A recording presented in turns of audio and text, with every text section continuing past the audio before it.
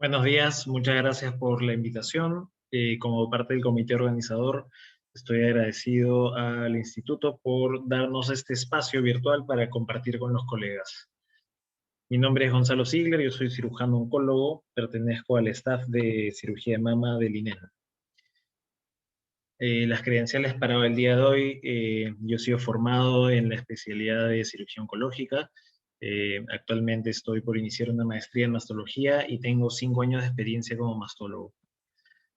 Hace unos 8 años más o menos, compré mi primer set de libros con mi colega Marcelo Chávez cuando éramos residentes de primer año, y la charla del día de hoy la he basado en ese concepto: no olvidarnos de los libros de texto. Para esto he revisado 35 artículos relacionados al tema de hoy, 24 libros de texto, 5 ponencias en congreso, y he conversado con 3 mastólogos, radiólogos y salubristas internacionales para comparar cómo son los sistemas de salud. Esta es la agenda del día de hoy y vamos a ver cómo vamos avanzando. Empezamos con el multiverso de especialista en mama, sobre todo de la mama sintomática. Empezamos con el caso clínico. Es una paciente mujer de 62 años que tiene un tiempo de enfermedad de 9 meses. Ha tocado una bolita en la mama mientras se duchaba. Dice que es dura, no le duele. Hace poco aumentó ligeramente el tamaño, pero estaba tranquila porque no sale sangre por el pezón. Además refiere que en el autoexamen que se realiza no ha variado demasiado. La mamografía de hace poco, 5 años, 6 años, BRAF1, su seguro le ofrece un chequeo anual gratis, y hace 2 años que fue, no encontraron nada raro. Entonces, ¿cuál debería ser la recomendación para esta paciente? Y acá tenemos una lista de opciones, y en realidad, para hacer el cuento corto, ninguna es la correcta. Hay que saber dónde buscar y a quién buscar. En el día de hoy, todos podemos tener redes sociales, todos podemos tener amigos, todos podemos tener contactos, pero el día que nos llega un paciente con un problema específico como un nódulo de mama, solo hay pocos capaces de resolver este problema. Y me refiero a el cirujano oncólogo entrenado en mastología. Acá tenemos las diferencias de algunas especialidades que pueden sonar como las que son las especialidades que ve el nódulo de mama, pero realmente no son su especialidad real, ¿no? El problema, si lo dimensionamos, según la capacidad resolutiva, vamos a ver que eh, hay diferentes profesionales que pueden abordar el problema de una forma diferente, y que el que más efectivamente lo hará es el mastólogo. Si lo comparamos con el juego de PlayStation de FIFA, en donde hay diferentes jugadores que tienen un ranking según diferentes habilidades y skills que tengan para determinadas labores, como tapar, dar pases, recuperar pelotas o meter goles, vamos a ver que de la misma manera he tratado de graficar, sin faltarle respeto a estos colegas, cómo podría ser un símil con un nódulo de mama. Vamos a tener unos jugadores que, si bien saben y conocen el juego, podrían requerir ayuda para un resultado óptimo. Hay algunos jugadores que tienen muy buenas cualidades para afrontar el problema, pero algunas veces pueden tomar malas decisiones. Y definitivamente están los jugadores que son determinantes y pueden definir el problema desde el comienzo. Entonces, en esta larga lista de diferentes especialidades, vamos a ver que más o menos tendríamos este espectro. Al lado del cirujano general tendríamos a los jugadores peruanos, que muchas veces pueden hacerlo bien, pero algunas veces decidirán mal. Y definitivamente el cirujano oncólogo que se ha especializado en mastología es el que va a definir el problema con más facilidad. Williams Halsted ya nos dijo hace más de 100 años que cualquier demora, en el caso de un cáncer de mama, es muy peligroso. Vamos a ver una mirada panorámica a la etiología de un nódulo de mama. Entonces, van a haber diferentes lesiones que se palpan como un bulto en la mama, que finalmente pueden no ser nada malo, pero pueden llamar la atención y la preocupación. Entonces, algunas lesiones como las que aparecen en amarillo pueden llamar un poco más la atención, porque incluso pueden ser presentaciones poco frecuentes de un cáncer de mama. Y vamos a ver que hay otras lesiones que, si bien no llegan a ser un cáncer de mama, pueden representar un peligro para la glándula. Finalmente, cuando hablamos de nódulo de mama, todas estas posibilidades están presentes. Entonces, revisemos un poco lo que dicen los libros de texto, porque efectivamente todavía existen los libros de texto. El de Vita es uno de los libros más reconocidos de la especialidad oncológica y nos enseña sobre los principios de cáncer. Hay otros libros más sucintos, como el Pocket Oncology, en donde el capítulo de cáncer de mama lo enfoca en dos: el cáncer de mama localizado o el cáncer de mama metastásico. ¿Cómo vamos a evaluar mejor un nódulo? Vamos a basarnos en la semiología. La semiología es esta pirámide volteada en donde vamos a juntar un montón de signos y síntomas para llegar a un síndrome. Vamos a plantear una enfermedad y a esa le vamos a sacar diagnósticos diferenciales. Uno de los libros de texto que describe cómo debe ser la historia clínica, el examen físico y la evaluación de un paciente con un problema en la mama es el de mi profesor Henry Curer, del MD Anderson, en donde ha visto que pueden existir diferentes razones para posponer una evaluación médica. Puede el paciente tener dificultad financiera, dificultad para acceso a servicios especializados, puede tener una negación de que tiene un tumor en la mama, puede ser miedo, puede ser ansiedad, o puede culpar a una lesión traumática previa. Me cayó la puerta hace 6 meses, por eso tengo esta bolita y la vengo a ver. Es una historia clásica entre los que hacemos consulta. Uno de mis amigos y profesores que también está presente en el curso el día de hoy, el doctor Thompson, escribió uno de estos capítulos en el libro Management of Breast Diseases, en el cual dice que efectivamente hay mucha publicidad alrededor de bultos en las mamas, que deberán buscar a personales médicos calificados y que el autoexamen en realidad no va a mejorar la detección temprana, a pesar de que muchos medios de comunicación occidentales lo siguen alentando. En este otro libro vamos a ver cómo se debe observar, inspeccionar y examinar una mama y una axila. En el caso de evaluar un nódulo de mama, tenemos que reconocer que existe el triple test: es hacer la historia clínica, el examen físico detallado y las pruebas de imágenes junto con una prueba patológica. Ya veremos qué tipo de método diagnóstico va a ser el mejor. Con el handbook de Len Anderson, con el que yo usaba cuando era residente, eh, había un texto en el capítulo 2 que decía: en los últimos 25 años había una evolución dramática. Previamente, el 50 a 75% de los cánceres de mama eran detectados por autoexamen. En este párrafo quieren recalcar la importancia de que ahora existe la mamografía, pero además nos dice que debemos no olvidar que hacer una buena anamnesis, una entrevista detallada, un examen físico y los exámenes radiológicos pertinentes son los que nos van a ayudar en el diagnóstico de una mama sintomática. Vamos a ver qué métodos de diagnóstico existen. Y si yo tengo este caso clínico con una mujer de 48 años, con un nódulo palpable que mide 1,5 cm, yo tengo muchísimas opciones para realizar el diagnóstico, pero solo hay pocas que son las que combinan menor morbilidad, menor costo y rapidez, comodidad, como pros para elegirla, ¿no? Entonces, existen muchas formas de hacer lo mismo, pero realmente cuál es menos invasivo, cuál deja menos secuelas, cuál gasta menos tiempo, cuál gasta menos dinero y cuál es el usado normalmente por los mastólogos. En el año 2005, este libro del Dr. Roses, hace 16 años, nos describía el algoritmo en el que casi todas las opciones era hacer una biopsia escisional, y esto se podría considerar como un antes. Esto ya no es así. Empezaron a aparecer evidencias muy fuertes de que una biopsia percutánea con aguja podía incluso ser utilizada como una medida de calidad en el manejo de un cáncer de mama. El Colegio Americano de Cirujanos, con la Comisión en Cáncer, ha recomendado que el primer método de diagnóstico en un posible cáncer de mama sea utilizando una aguja.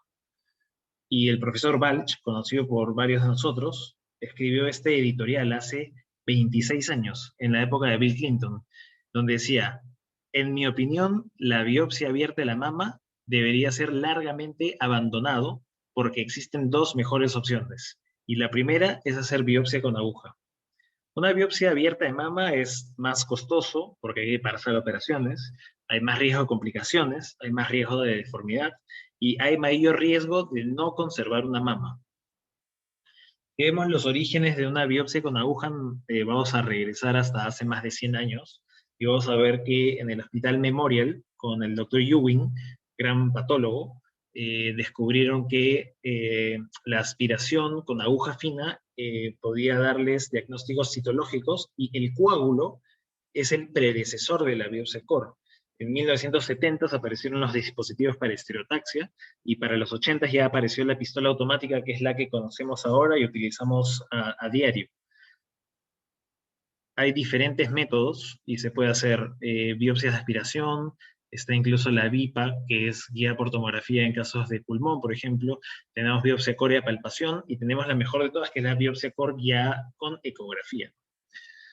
Tenemos múltiples textos en los que nos describen por qué una biopsia core es la mejor opción. Y es la mejor opción a nivel de multidisciplina, porque a los pacientes les das una morbilidad mínima, porque a los patólogos les das menos tiempo de procesamiento, a los sistemas de salud menores costos, a los cirujanos facilita el planteamiento quirúrgico, a los radiólogos pueden correlacionar imágenes y patología para mejorar la base del conocimiento, y vamos a ver que versus la biopsia de aspiración con aguja fina tiene ventajas. La biopsia core puede definir cuándo un cáncer es infiltrante y cuándo es in situ. También nos sirve para diferenciar lesiones benignas como los fibroadenomas.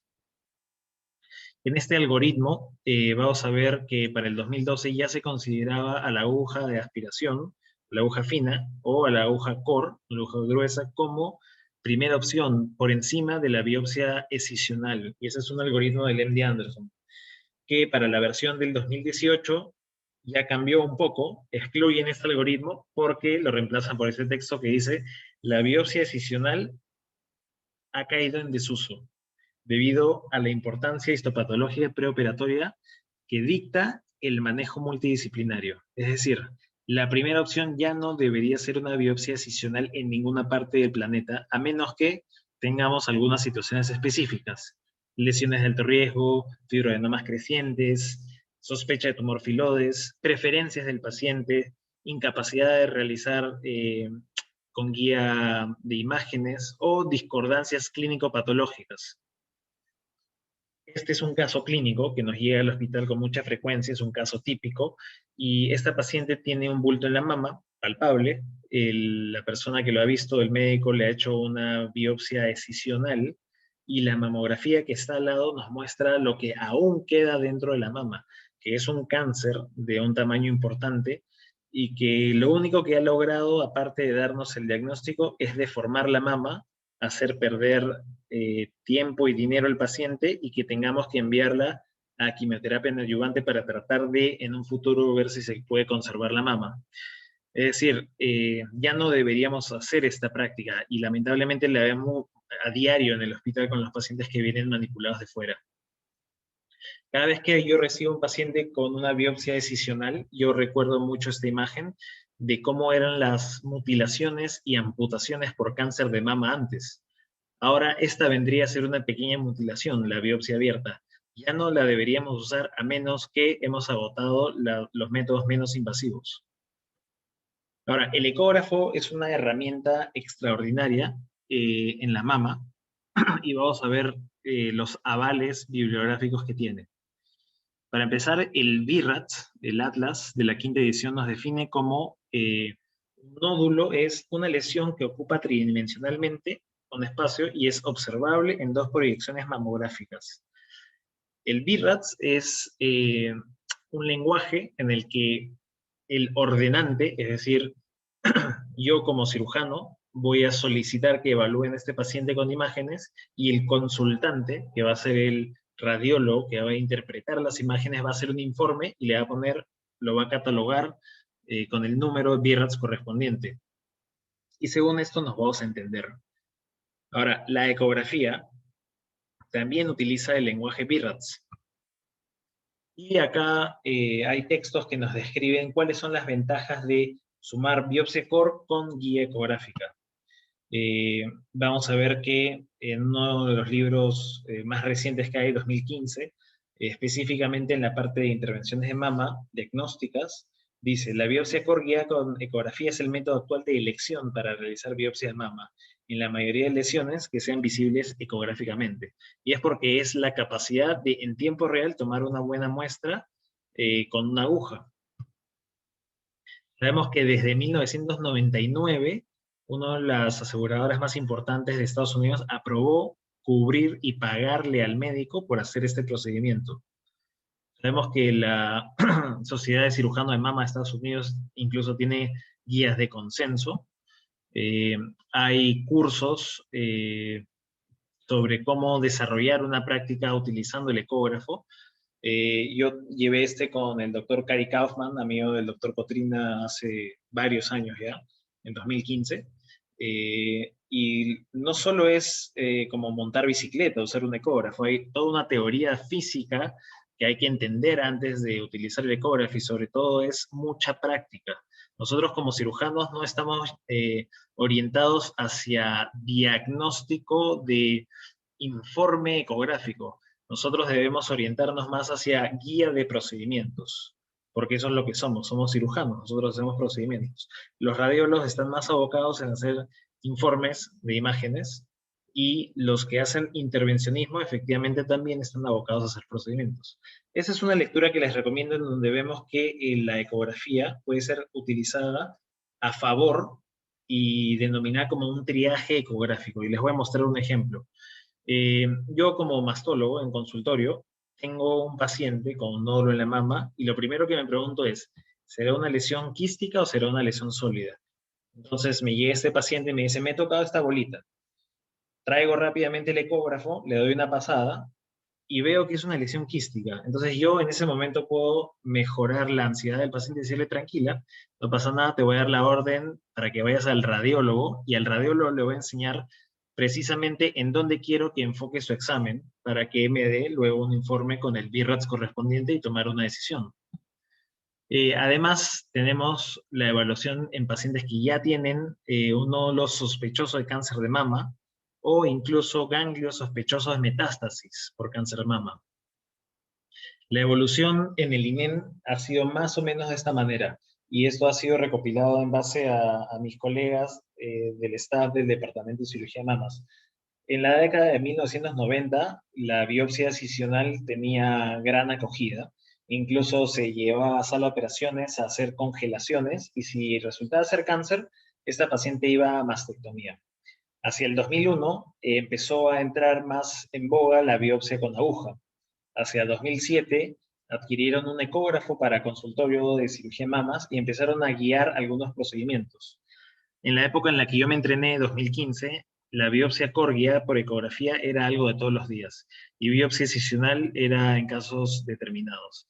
En el día de hoy, en el que ya puedo ser asistente del Departamento de Cirugía de Mamas, veo que la actividad del ecógrafo no solo es diaria, sino es variada. Tenemos biopsias de aspiración de ganglios, tenemos aspiración de lesiones quísticas, tenemos biopsia core de tumores de mama guiado con ecografía, ya no es biopsia core a ciegas, tenemos colocación de clips intratumorales y todo eso es la actualidad. Es decir, la biopsia excisional solo es como una segunda opción. Ahora, ¿cómo vamos a hacer con un nódulo de mama que ya tiene una biopsia que nos dice que es cáncer? ¿Qué es lo que sigue? Y lo que sigue es evaluar la operabilidad. ¿Quién evalúa la operabilidad? El cirujano de mamas.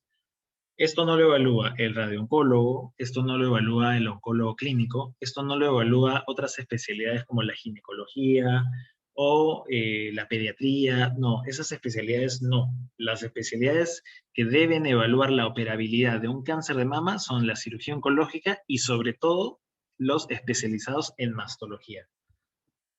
Debemos recordar que la historia clínica es fundamental y el examen físico detallado también, porque se nos puede escapar alguna muestra de enfermedad metastásica. Sabemos que tenemos que seguirnos con las reglas de la JCC y vamos a ver que este otro caso vino con una discordancia de imágenes donde decía VIRATS 2, una mamografía de la calle, pero la imagen ecográfica tenía una imagen hipoecogénica amorfa más alta que ancha, y vemos que la paciente viene con una cicatriz. Cuando le preguntamos qué ha pasado, nos dice, hace 4 meses me hicieron una biopsia escisional, y si vemos más de cerca, en uno de los extremos, ya hay una úlcera con un tumor exofítico por un cáncer. Esa zona se ha cancerizado y no solo eso, sino tenemos edema de piel. Es decir, hay una siembra local y justo era un cáncer de mama HER2 puro. Y este tipo de cosas ya no pueden suceder. Y esos son los casos que están llegando al INEN. Y necesitamos educar a la población médica para que desista de estos procedimientos.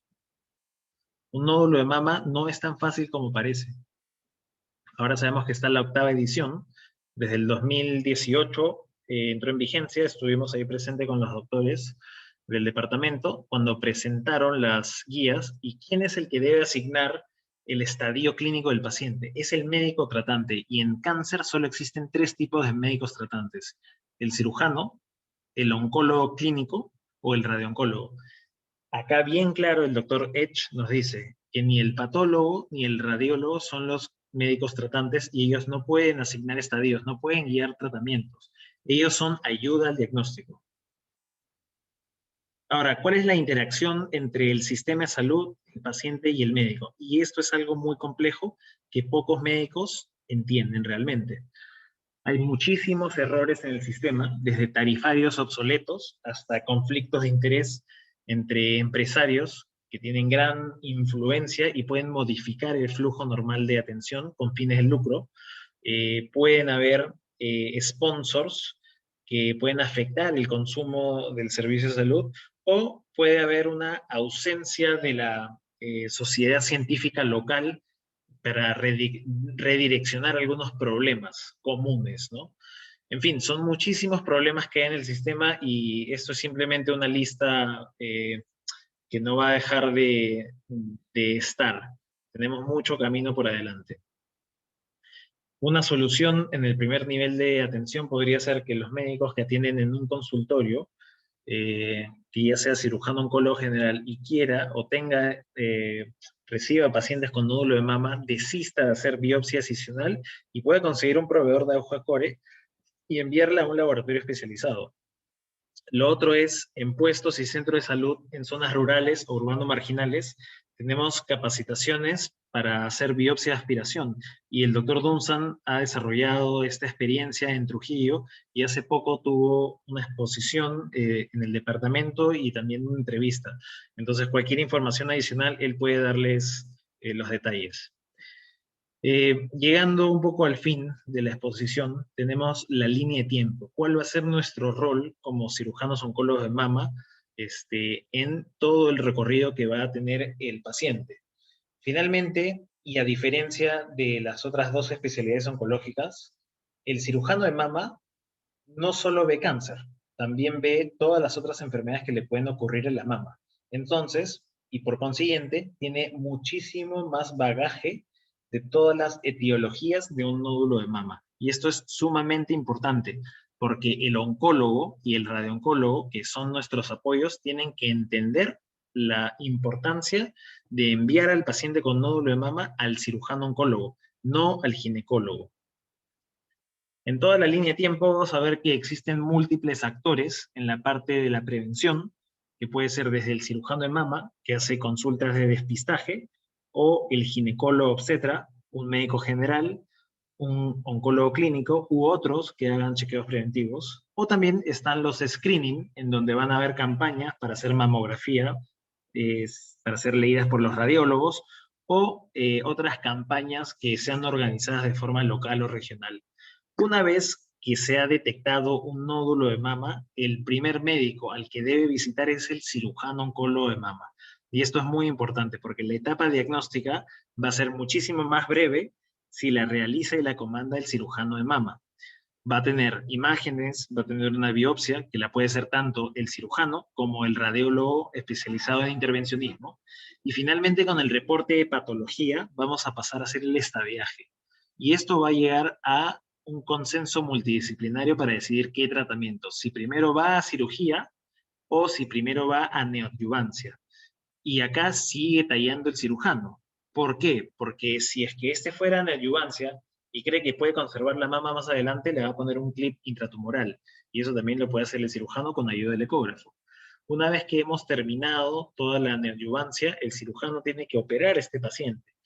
Y una vez que este paciente ya ha salido de la etapa de tratamiento, en el seguimiento también sigue estando el cirujano de mama. Es decir, el cirujano de mama es un actor muy importante en la vida y en la línea de tiempo del paciente con cáncer de mama.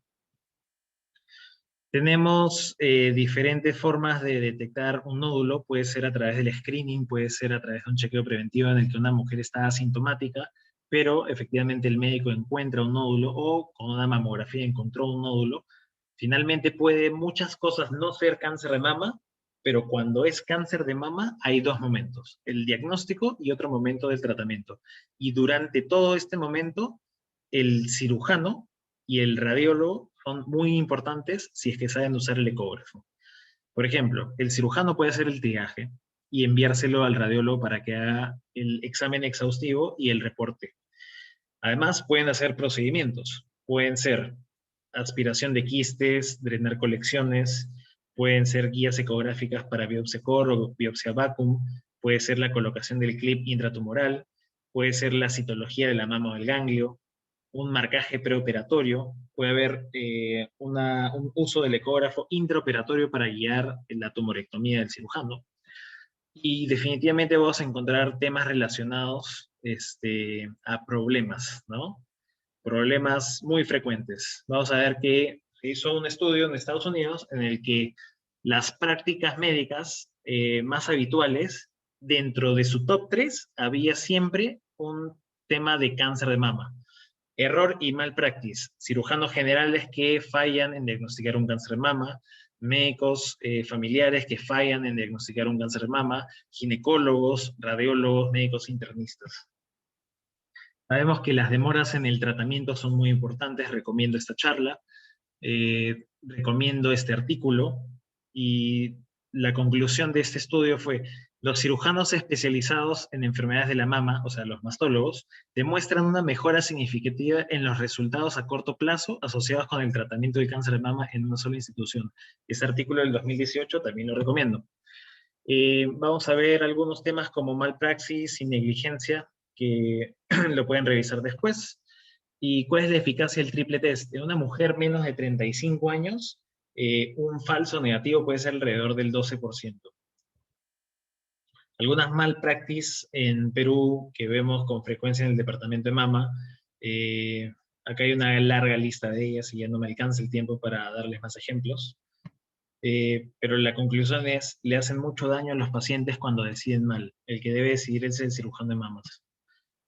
Una vez más, una vista general a todos los posibles nódulos que puede haber en la mama. Recordar que el cirujano es el que más va a conocer sobre esto, porque no solo ve cáncer, sino ve toda la parte benigna de la mama, a diferencia del oncólogo clínico o del radiooncólogo. Tenemos a los radiólogos de imágenes de mama, tenemos a los patólogos que también nos ayudan, y finalmente los cirujanos plásticos, los psicólogos y los de rehabilitación. Todo este es el equipo. En conclusión, primero, no hacer daño. Por favor, nuestros pacientes con cáncer de mama ya no merecen ser tratadas con biopsias adicionales. La biopsia core guiada con ecografía es la mejor alternativa y debe ser realizado por el cirujano especializado en mastología con entrenamiento en ecografía o por el radiólogo entrenado en intervencionismo. Muchísimas gracias por su atención y que sigan disfrutando del curso del día de hoy. Hasta luego.